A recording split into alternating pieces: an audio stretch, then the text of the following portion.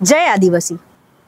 तुम्ही हाय jump, pole jump किंवा long jump याबद्दल ऐकलं असेल, पण पोल वॉल्टिंग म्हणजेच बांबू उडीबद्दल ऐकलंय का? थोडासा युरोपियन वाटतो हा प्रकार, पण भारतात चांगलाच रुजत चाललाय. कारण भारतीय खेळाडूंना जिम्नॅस्टिक्सची खूपच उपजत आवड आहे. पण एखादा आदिवासी मुलगा या नाविन्यपूर्ण खेळाचा ध्यास घेऊन पुढे येतो आणि यामध्ये भारताला मेडल जिंकून आणण्यासाठी प्रयत्नांची पराकाष्ठा करतो. हे अजूनही स्वप्नच वाटतंय ना? पण हे सत्यात उतरवण्यासाठी झटतोय एक आदिवासी मुलगा. भेटूयात त्यालाच, सुनील पावराला. नमस्ते सुनील. तू महाराष्ट्रातला पहिला आदिवासी पोल वॉल्टर आहेस ना? मला सांग, तू उडीसाठी हा जो बांबू वापरतोस तो नेमक्या किती मीटरचा असतो? 3.82 मीटर. अच्छा. आणि लागतो कितीचा? 4.50. अच्छा. पण मग आता तू कसं मॅनेज करतोस? आता आता ते आहे साधा 3.82 मीटरचे आहे. त्याच्या लचिकता पण हे झालेले खराब झालेले. अच्छा. त्याच्यामुळे त्याच्यावरती क्रॉसिंग करतो. 3.82 मी जम्प करतो ना, त्यात 3.70 झाले, कमी झाले. म्हणजे तो हातातनं सटकतो? हा, ते फ्लेक्झिबल जास्त झालेले आहे. अच्छा. म्हणजे ग्रिप जाते का? हा, ग्रिप पण जाते आणि त्याच्या खालून घसला जातोय, ते कापावा लागतं आम्हाला. पण मग त्याच्यामुळे त्याची हाईट नाही कमी होत का? कमी होते हाईट. म्हणजे आता तू जो घेतलायस तो वर्षभरापूर्वी घेतलायस. आणि मी असं ऐकलंय की त्याच्यासाठी तुला 90,000 रुपये जमा करावे लागले. हो. ते तू कसं केलंस? ते आम्ही एक आहे शॉपिंगच्या दुकानावर पण काम केलं आणि केटरेसला पण गेलो होतो आम्ही. तू स्वतः केटरेस? आम्ही पण मास्क लावून जायचे, कोणी ओळखायला नको पाहिजे म्हणून. त्याच्यासाठी आम्ही लय जॉब केलेलं आहे, दुकानात पण काम केलेलं आहे, अजून खूप असं काम केलेलं आम्ही. त्याच्यावरून पैसे गोळा केले, अकाउंटवर ठेवले, मग काढले, मग घेतले. आणि मग अशा प्रकारचा बांबू जेव्हा 1 वर्षभरातच खराब होतो, तेव्हा सगळी मेहनत पाण्यात गेल्यासारखं वाटतं का? वाटतं. ते आता न्यू घ्यायचे असेल तर परत 90,000 रुपये गोळा करावा लागतं. आणि स्पॉन्सरशिप पटकन मिळत नाही? नाही मिळत. ते परफॉर्मन्स पण कमी होऊन जातो, लचिकता लवकर हे होऊन जातं. कारण की ते जेवढं आपण बेंड करतो तेवढं त्याला लचिकता बेंड करून करून त्याची हाईट पण कमी होऊन जाते. ते कापावं लागतं वेळेवर, त्याला सगळं हे करावं लागतं.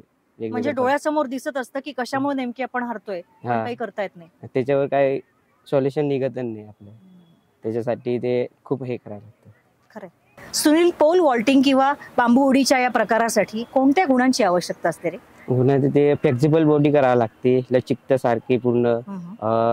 त्याच्यावर मलखांब करावं लागतं, जिम्नॅस्टिक करावं लागतं, रोप करावं लागतं, ड्रिल राहतात त्याच्या वेगवेगळे प्रकारचे. ते ड्रिलिंग करायला लागलं तर लचिकता वाढून जाते आपाप. आपण पोल वेटला सपोर्ट खूप मिळतो मग. आणि त्याच्यामुळे ही आर्म स्ट्रेंथ डेव्हलप होते. त्याच्यासाठी ते हातातले मसल्स ते खूप स्ट्रॉंग होऊन जातात. अच्छा. त्यासाठी तू कुठले एक्सरसाइजेस करतोस? मी जिम्नॅस्टिक करतो, मलखांब करतो, अजून हातावर चालणं. अच्छा. ते हातावर बॅक उडी मारणं, हे सगळं हे करतो. आणि हे दिवसभरात किती तास? हे दिवसभरात 3-4 तास तर मी ग्राउंडवरच राहतो कमीत कमी. आणि जास्तीत जास्त सकाळचे 4, संध्याकाळचे 4 धरून द्या, 8 तास. तासांचा हिशोब नाही? नाही, ते कधी जातं कधी येतं. मला सांग, बांबू उडीचा जागतिक विक्रम अमेरिकेच्या रॉबर्ट ग्रीननं पहिल्यांदा केला होता ना, 1968 ला. किती मीटरचा होता तो? 5.4. अच्छा. आणि आता स्वीडनच्या एका खेळाडूचं आहे ना, काय नाव त्याचं? मानव डुप्लांटिस. अच्छा. मग असं हे वर्ल्ड रेकॉर्ड मोडण्यासाठी भारतीय खेळाडूंना काय करावं लागेल? भारतीय खेळाडूंना आता त्याच्यावर वर्कआउट चेंजेस करावा लागेल. जसं वेगवेगळे वर्कआउट करावं लागेल त्याच्यावर. अच्छा. त्याच्यावर काम खूप करावं लागतं. अजून ते रेकॉर्ड बनवायचे असेल तर पोलची जरूरत असेल, अजून डाईट, अजून रेस्ट सगळं करावं लागेल त्याच्यावर. त्यासाठी ते रेकॉर्ड तोडायचंच जर असेल आपल्याला, तर मग वर्कआउट पण तेवढं तोडायचं असेल. म्हणजे तोडायचंच आहे? तोडायचेच आपल्याला, म्हणजे तेवढं वर्कआउट करावं लागेल. 8 तास देतो ना आपण, तिथे 10 तास तरी करावं लागेल. सुनील, बांबू उडीमध्ये कोणकोणते प्रकार असतात रे उड्यांचे? चक्रासन राहतं आणि बॅक स्लिप राहते, अजून आर्च बनावं लागतं.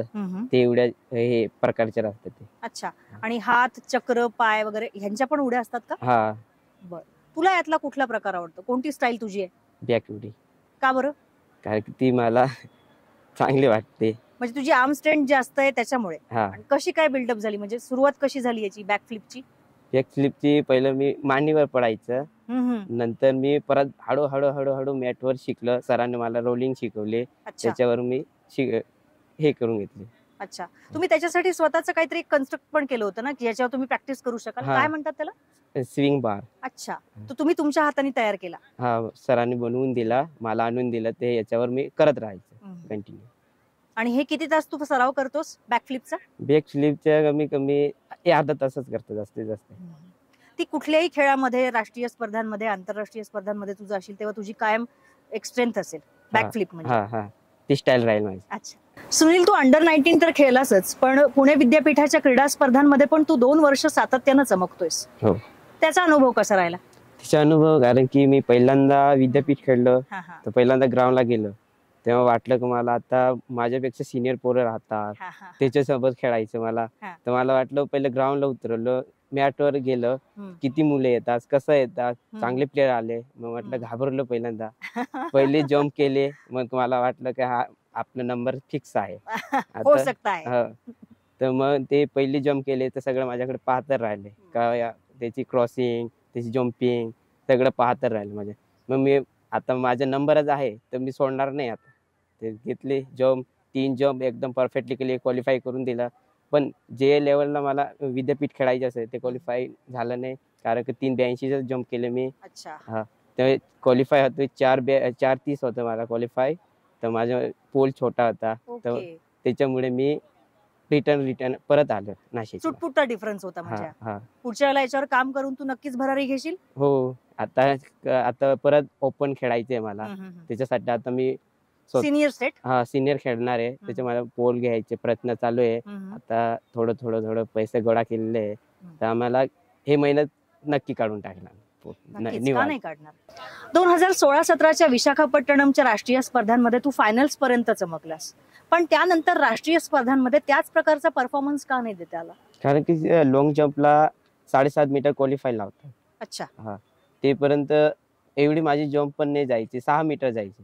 तर मला परफॉर्मन्स होतच नाही होता, म्हणून मी चेंजेस केला गेम. अच्छा, कसा चेंज केला? कारण की ते लॉंग जम्पचे हाईट पण लांबी पण वाढते आणि हाईट पण लागते त्याला, म्हणून मी पोल वेट मध्ये आलो. ओके. आणि मग यापुढे तुझी काय स्ट्रॅटेजी असणार आहे आता? रिझल्ट चांगला मिळायला लागला पोल वेट मध्ये मला. ओके ओके, म्हणजे तीच पुढे स्ट्रॅटेजी कंटिन्यू ठेवत चाललं आता. नक्कीच. अरे, काहीच नसताना हा मुलगा एवढ्या मोठ्या उड्या मारतोय, तर संसाधनांची कमतरता भरून काढल्यावर तर आकाशाला गवसणी घालेल. तुझ्यासारख्या अशाच गुणवान खेळाडूंची आम्हाला खूप गरज आहे. त्याच्यामुळे अशाच प्रकारचा परफॉर्मन्स देत राहा, मेहनत घेत राहा. आम्हाला तुझ्याकडून खूप खूप मेडल्सची अपेक्षा आहे. भेटत राहूयात. धन्यवाद. थँक्यू.